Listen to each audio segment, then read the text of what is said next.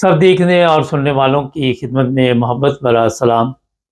हमारे जो उलमा है, जो मजहबी नफ़र फैलाने के माहिर हैं, आज का पे सोशल मीडिया पे बड़ी तेज़ी आ गई है और ये जनाब मुख्तलिफ़ तरीक़ों की पोस्टें लगाते हैं।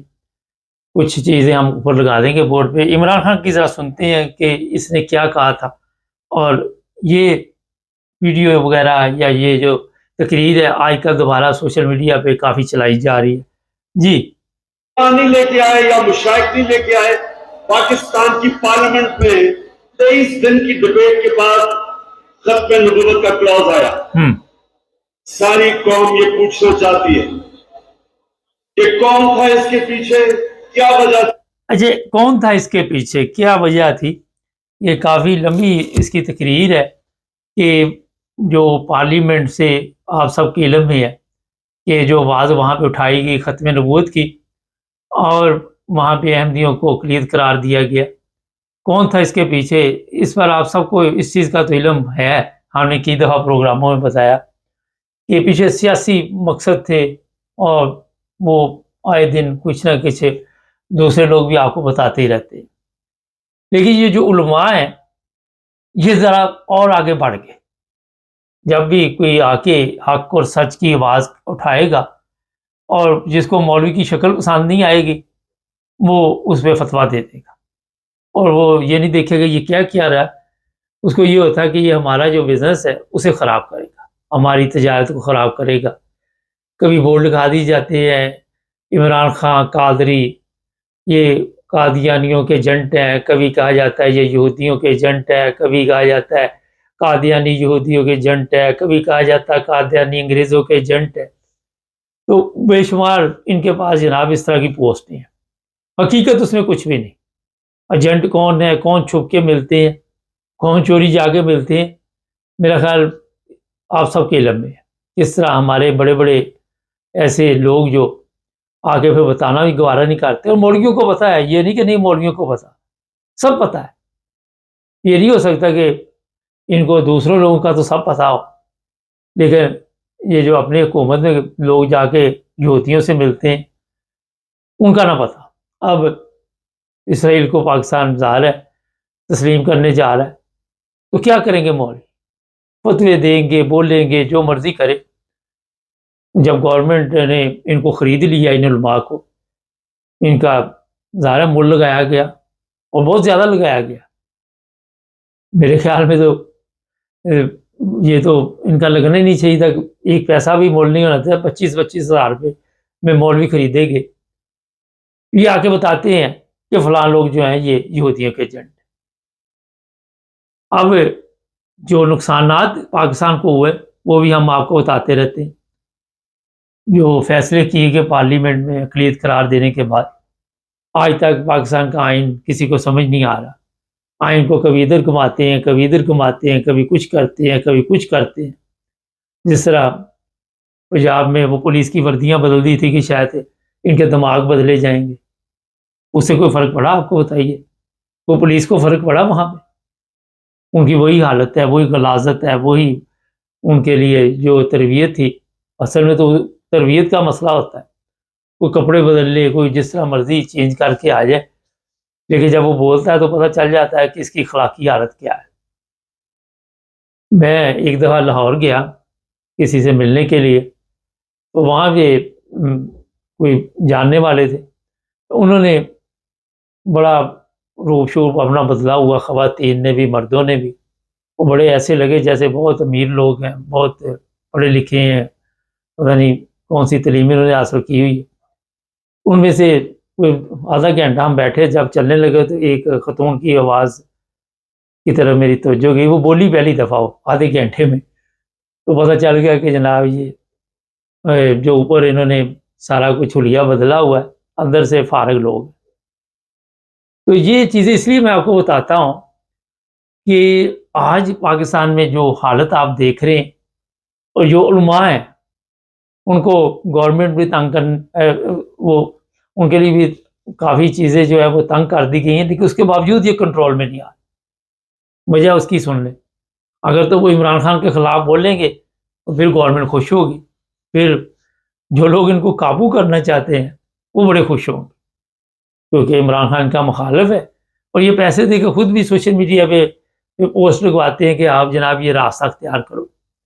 मौलवी खरीदना कौन सा काम है पाकिस्तान, मुझे बताइए, कौन सा मौलवी नहीं बिकता। ये पिछले दिन तारक जमील गया हुआ था निकाह के लिए, तो ज़ाहिर माल चाल लगा हुआ तो वहाँ पे गया होगा, इसने वो देखा ही नहीं कि जो कुछ वहाँ पे हो रहा है उस पर नज़र नहीं गई।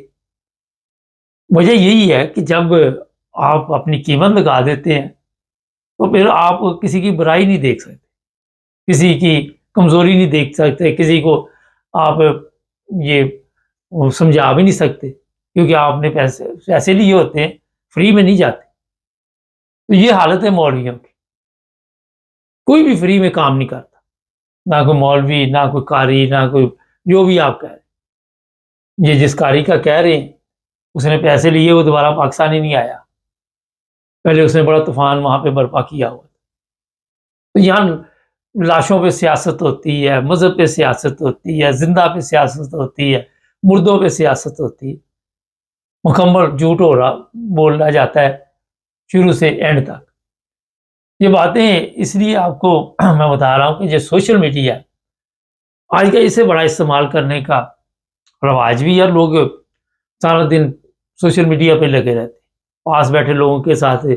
हम भी ऐसे ही हैं, किसी को क्या कहना, सारे ही ऐसे, खुद भी इसी पे टाइम ज़्यादा हमारा लग जाता है, क्योंकि वहाँ से आपको कोई ना कोई चीज़ मिलनी है। तो वो जो बात बताने की है कि आप जिन लोगों को कहते हैं जी यहूदी एजेंट है, जिनको आप कहते हैं जी अंग्रेज़ों के एजेंट है, दूसरी तरफ आप खुद भी अंग्रेज़ों के मुल्क में आना चाहते हैं, पूरा पाकिस्तान वहाँ पे आना चाहते हैं और कहते हैं जी हमें किसी तरह अंग्रेज़ों के मुल्क की नेशनलिटी मिल जाए। ये एक अहम सवाल है। होता तो ये है कि जब आपको पता चल जाए कि अंग्रेज़ इतने अच्छे नहीं हैं, तो फिर आप, क्योंकि ये मौलवी, ये सारे, ये जितने सियासतदान हैं, ये फिर अंग्रेज़ों के मुल्क में क्या लेने आते? एक सवाल है, कोई किसी का आपको पता हो कि ये फलां बंदा जो है ठीक नहीं है, तो दूरी इख्तियार कर जाता है इंसान, क्योंकि मुनाफ़िकत की वजह ये जो कुछ हम कहते हैं वो करते नहीं है, जो करते हैं वो कहते नहीं। जिन लोगों के ऊपर ये इल्ज़ामात लगाते हैं वो पूरी दुनिया में फैले हुए हैं, वो पूरी दुनिया में अपना काम कर रहे हैं, उनको आप मुख्तलिफ तरीक़ों के साथ तकलीफ़ें देते हैं, मुख्तलिफ तरीक़ों के साथ। आज भी मेरे पास एक रिपोर्ट आई थी, झूठे केस बनाए हुए हैं और झूठे केस बना के लोगों के ऊपर FIR दर्ज करवा दी, फलां की दीवार पे ये लिख दिया और ये हो गया, वो हो गया। वो केस अदालत में गया, अदालत ने कहा जनाब ज़रा ये बताइए, ये बिल्कुल ताज़ा मेरे पास खबर आई, ये बताइए गवाह किधर है आपके, जिसकी दीवार पे लिखा है जो लोग हैं, कुछ इस तरह का कोई आया ही नहीं वहाँ। उसने कहा जब आपके पास कोई गवाह नहीं, कोई चीज़ नहीं, कोई बात नहीं, तो आप किधर आ गए? वहाँ पे जज नाराज़ हुआ। अब अगर तो जज में थोड़ी सी समझ हो, उसको पता हो कि मैंने इंसाफ करना है, कोई गवाही पेश करो, कोई बंदा लेके आओ, और फिर अगर उसके पास वो भी ना हो तो फिर वहाँ पे जज क्या करे? इस तरह केस में जान नहीं रहती, वो क्या हुआ उसका एंड छोड़ दे, लेकिन अच्छा ही हुआ, जो भी हुआ अच्छी खबर है हमारे पास। मगर जो बात मैं बताने वाली है इसमें, कि ये वही मौलवी है जो जिनके पास कुछ नहीं होता और ये झूठे केस बनाते लोगों को। अगर ये खुद नहीं बना सकते तो किसी को इस्तेमाल करते, और जब इस्तेमाल करते हैं बाद में वो भाग दौड़ जाते हैं और मौलवी लवारस हो जाता है, और जो वकील जाता है वो भी अक्ल से पैदल भी, अगर तेरे पास वकील गवाह नहीं है, तेरे पास कोई चीज़ सबूत नहीं है, तो फिर तुम क्या लेने आगे मुँह उठा के अदालत? सिर्फ लोगों के लिए मुश्किल पैदा करनी, तकलीफ देनी किसी ना किसी तरह, कि किसी तरह हम तकलीफ दें, और कोई मकसद नहीं। कोई इनका मकसद नहीं है कि कोई आपकी इस्लाम की खिदमत कर रहे, आपकी कोई तरबियत कर रहे, या आपके लिए कोई ये आसानी पैदा कर रहे। हर जगह पे ये मुश्किल पैदा कर। अदालतों को भी अब होश के नाखन लेने चाहिए। तरीके लबैक की जब से मंजी ठोक दी गई है, तो वो लोग जिनकी ज़मानतें होनी है, जो बेगुनाह पड़े हुए हैं, सारे केस ही झूठे हैं। कौन मुसलमान अपने मज़हब की बेहुरमती करता है? कोई भी नहीं करता। तो इनको फारिग करें। किस चीज़ का इंतज़ार है? किस चीज़ का आप डर और खौफ है आपको? क्यों इतना डर और खौफ में अपने आखिरत को जहन्नम बना रहे। फौरी तौर पर ऐसे तमाम लोगों को रहा किया जाए, जमानतें दी जाए, बाद में केस चलता रहेगा। जैसे जैसे केस चलेगा ये सब तितर बितर हो जाएंगे, कोई भी वहां पे नहीं पहुंचेगा, क्योंकि वो बेचारे जो बैठे हुए उनका क्या कसूर है। नाज़रीन, पाकिस्तान का जो सबसे बड़ा मसला है वो यही है। मैं हर प्रोग्राम में इसलिए भी कहता हूँ कि शायद एक जज को भी प्रोग्राम सुन के कुछ अकल मौत आ जाए कि जस्टिस सिस्टम है हमारा।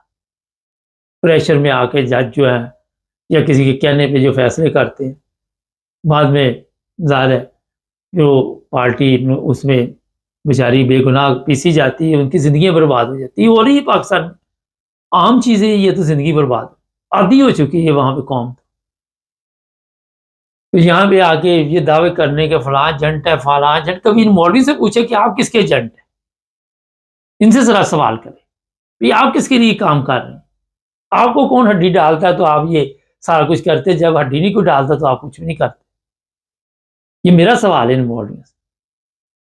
वो बंदे खुदा के, अब पुरानी हदीसें भी मौजूद है आपके मुतल्लिक, हर चीज़ है, उसके बावजूद भी अगर आप समझ नहीं रहे तो लोगों ने ज़ाहिर यही कहना कि बदतरीन मखलूक है ये, और वाकई बदतरीन है। आपने भी साबित कर दिया, आपने भी कोई कसर नहीं छोड़ी किसी किस्म की, किसी जगह पे भी आपने भी अपने आप को बदलने की कोशिश नहीं की।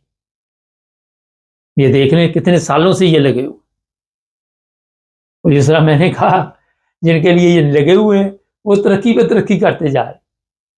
जब नज़र डालते हैं, मैं मुख्तलिफ ममालिक में फिरता रहता हूँ, ज़रूरी नहीं होता हर जगह कहाँ बताना, तो हर तरफ वही लोग तरक्की कर रहे हैं जिनको ये पाकिस्तान में कहते हैं ये फलां की एजेंट है, फलां के एजेंट है।